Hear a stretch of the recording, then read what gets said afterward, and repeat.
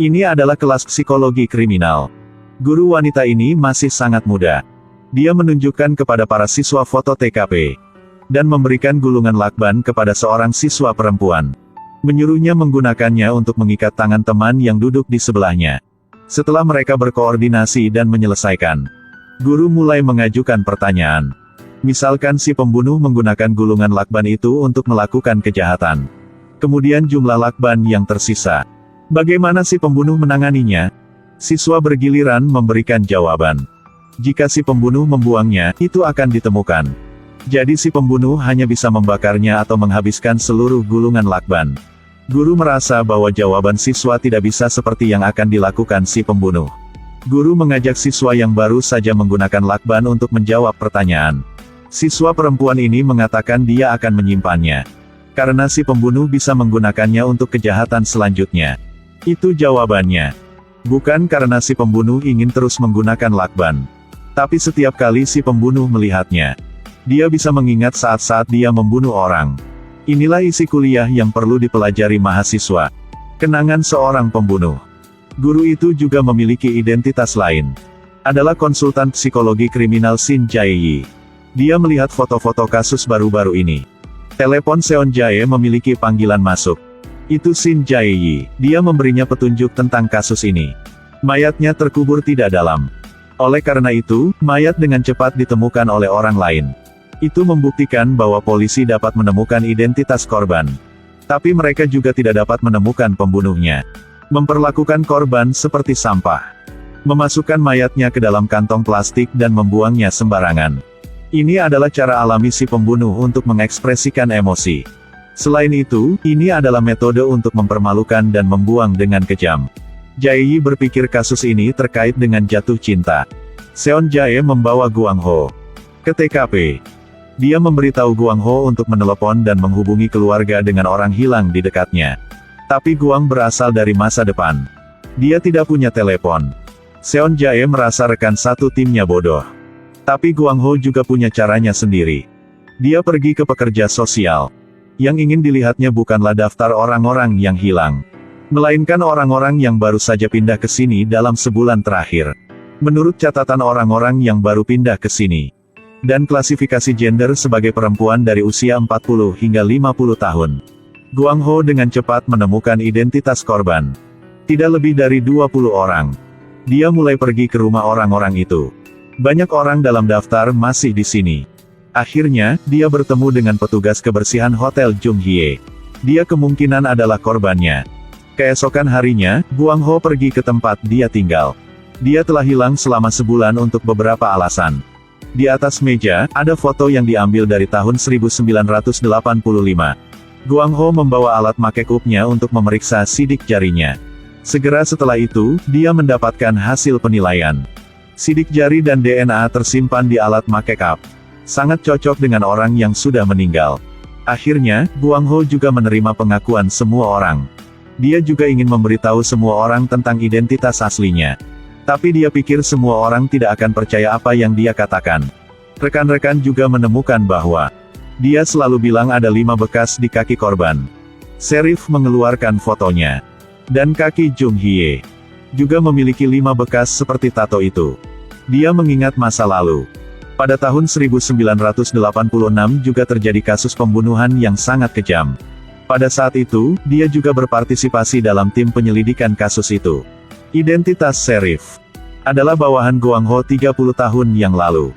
Dia tidak bisa menyembunyikan dugaan di dalam hatinya. Berjalan ke Guang Ho dan menanyakan kasusnya 30 tahun yang lalu. Orang-orang yang terlibat dalam penyelidikan kasus itu sangat sedikit. Dokumen kasus kemudian dihancurkan secara keseluruhan. Dia ingin tahu bagaimana Guang Ho mengetahui kebiasaan pembunuh kasus tahun itu. Dia juga ingin tahu apa hubungan antara Guang Ho dan atasannya.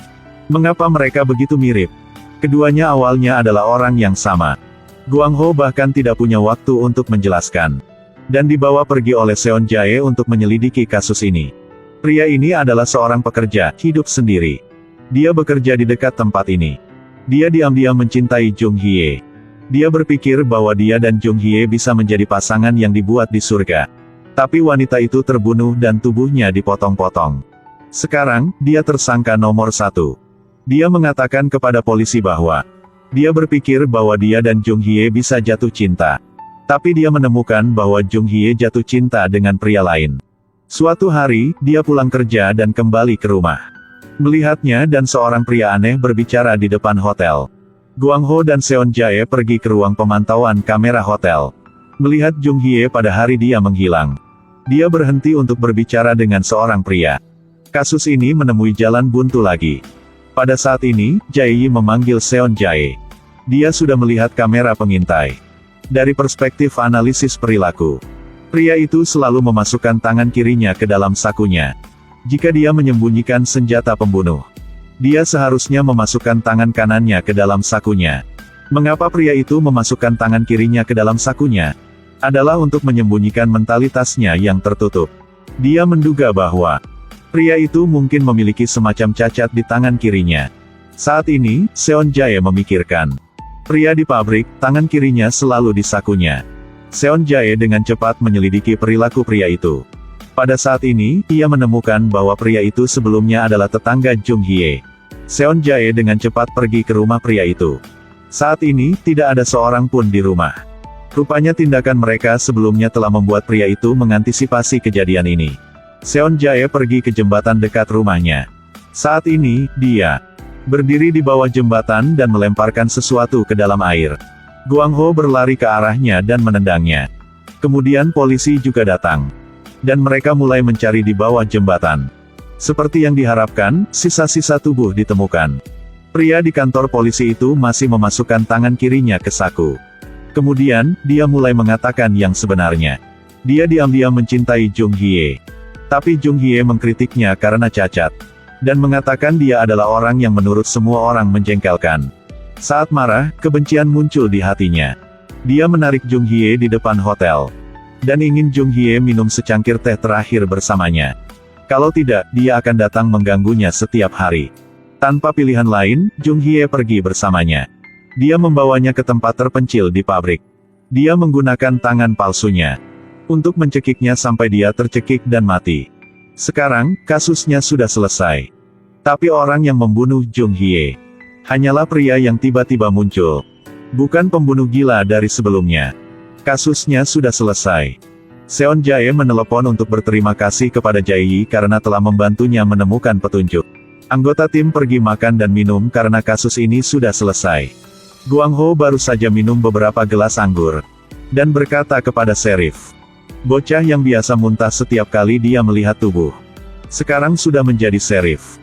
Tapi dia hanya tamu yang datang dan pergi. Orang mengira Guang Ho mabuk. Hanya sheriff yang mendengar dan mengerti apa yang dikatakan Guang Ho. Dia berlari keluar dan mengejar. Tapi Guang Ho sudah hilang. Guang Ho pergi ke terowongan itu lagi. Sekarang, kasus ini telah terpecahkan. Dia harus pulang juga. Dia baru saja berlari langsung ke terowongan menuju dunianya.